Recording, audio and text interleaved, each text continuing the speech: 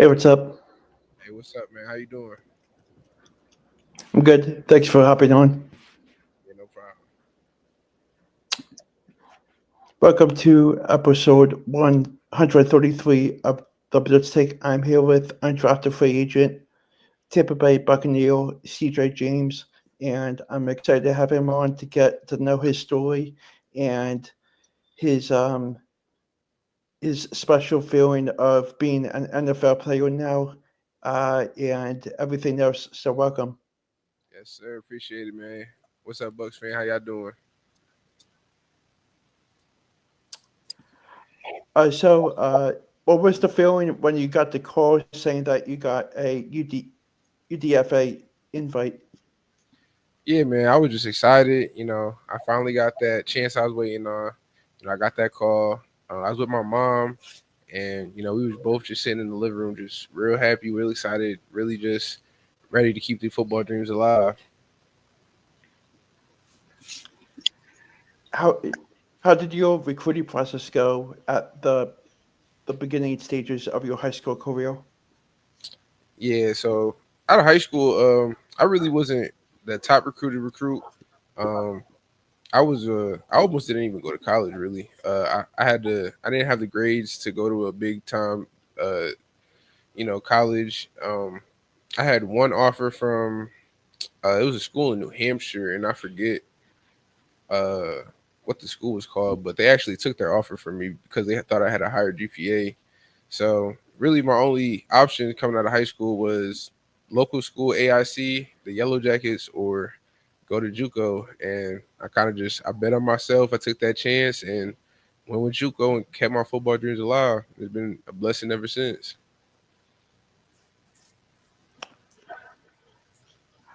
How was it like playing at the D1 level at UTSA? Uh, UTSA, it was a blessing, man. I met some real good people. UTSA San Antonio is a great place. They brought me in, and it was just a great vibe. It was really a family vibe, and you San Antonio got a place in my heart forever. UTSA, it was a grind, but we made everything, we earned everything that we accomplished that year, and that was why that makes it one of my favorite spots I played at. Uh, keeping the topic of UTSA, how did you finalize to pick to go to school there?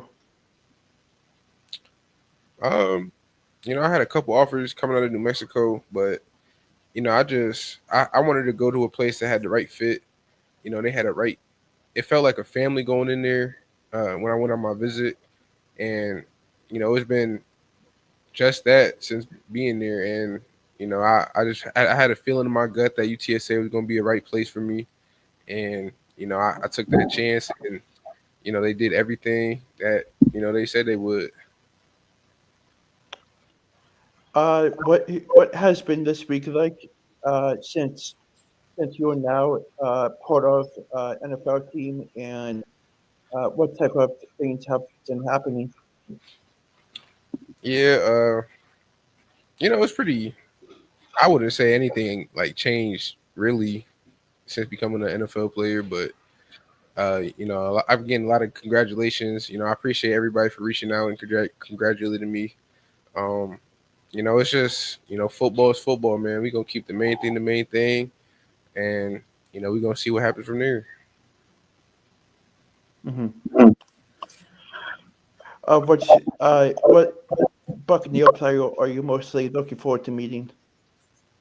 Mm, I can't wait to meet Baker Mayfield, man. He just a dog. He got that dog mentality, and I'm just ready to go to war with that guy. Give him everything I Hmm. got. So you'll be attending rookie camp. Yes, sir. Rookie minicamp. Nice. Uh, when when does that begin for you guys? I think May 8th, I believe. Oh, okay. Yes, sir. So it's like in a week or two. Yep, a couple weeks coming up. It's gonna be here before you know it. Hmm. So What is a what was the typical day like for you on game days when you played for UTSA? Yeah, so we wake up, get your mind right, get a good night's sleep, have a good breakfast on the wake up. Um, we got meetings. We go through everything that we been game planning throughout the week. Um, we might have a little time, depending on what time the game is, just to go back to the room, get your mind right. I like to have me a nice little lunch, probably like a chicken salad before. Um, then we come down, chapel. We say our prayers, have God on our side before we go out to battle. Then, right before the game, I'm blasting that Dreams and Nightmares in my headphones. All my teammates know about that. And, once we hear that Dreams and Nightmares, it's time to go to war. Hmm. Yes, Uh, sir. who in your family, who in your family do you look up to and why? I always looked up to my pops. I was actually a water boy for my pops back when he played in college Hmm. at USC, and I really think that's where I got my love for the game of football. And he just I always wear number 51 just to honor him. So hopefully I could just keep on that legacy, keep wearing number 51, and keep honoring his name. What makes you a unique player on the football field? I really think it's just because I'm just such a complete player. I have good IQ. I know everything about the game. I know everybody's assignments. I'm putting my teammates in the right positions to be successful, calling right IDs, my speed, my versatility. Whenever I get up on that second level, I relentlessly hunt the linebackers. I make the big time blocks it takes for the running back to you know, go score. Um, and really just my mentality, man. I just won't be outworked. I just put my head down, work, go to grind every day, and I just, whenever I get to that field, it's just I flip a switch in my brain. It's time to go beast mode. You know, I just I come out and I just have that mentality of I'm gonna move you against your will, and do it play after play after play, and I outlast people, man. Champions are made by who could play one play longer than their opponent. What what current or former NFL player do you compare yourself to? Yeah, I always say, Jason Kelsey is somebody who I always looked up to playing just because we have similar body types. Um, the way he pulls, the way he gets out on down blocks. I always just try to, just be a beast, just like him whenever he coming off that ball, and really just being a versatile offensive, a versatile center. Hmm. In in all of the seasons you played for UTSA, what has been your favorite memory?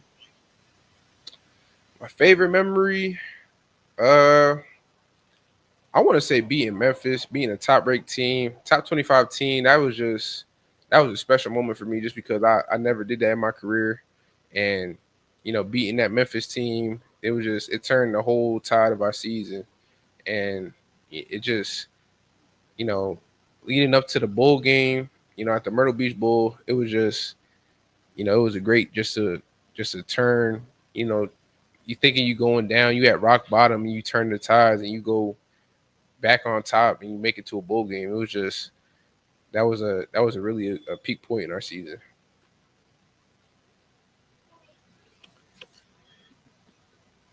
I got two more questions. How many hours a day do you take the time to watch film? I always dedicate a couple hours a day to watch film, especially right before a game. During the week, you know, especially when you don't got homework, it's just keeping, knowing your opponent better than you know yourself, knowing your personnel, doing everything it takes just to when you get to that game, when you get to that that opportunity to be great, then you could be great. You know, it's about appearing in the moment and preparing for, for battle. You know, the film is where it's basically a cheat sheet to the test. You have everything, all the answers to the test are in the film. And the more you watch the film, the more prepared you are for the game. So that way, when you get to the game day, you're not surprised for what happens. Hmm. What do you like to do in your free time? Whenever I have free time, I like to play sports. Uh, I did. A lot of people didn't know I play volleyball. That's one of my favorite sports. I also be playing the game. I like big play. I like to play Madden. I like to play 2K. Uh, I used to stream.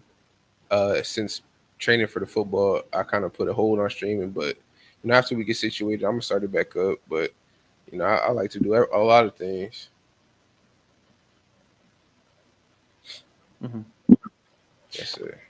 Uh, Thank you so much for your time, and I wish you nothing but the best of luck in the NFL journey. And I'll definitely keep in touch with you. Yes, sir. Appreciate you, big Alex, man. Good luck on your podcast. Thank you for having me on here. Thank you. Appreciate it. Yeah, no problem. Thanks. Have a good rest of your night. Yep, you too. All right, Bucks fans. Thanks. See ya. Later.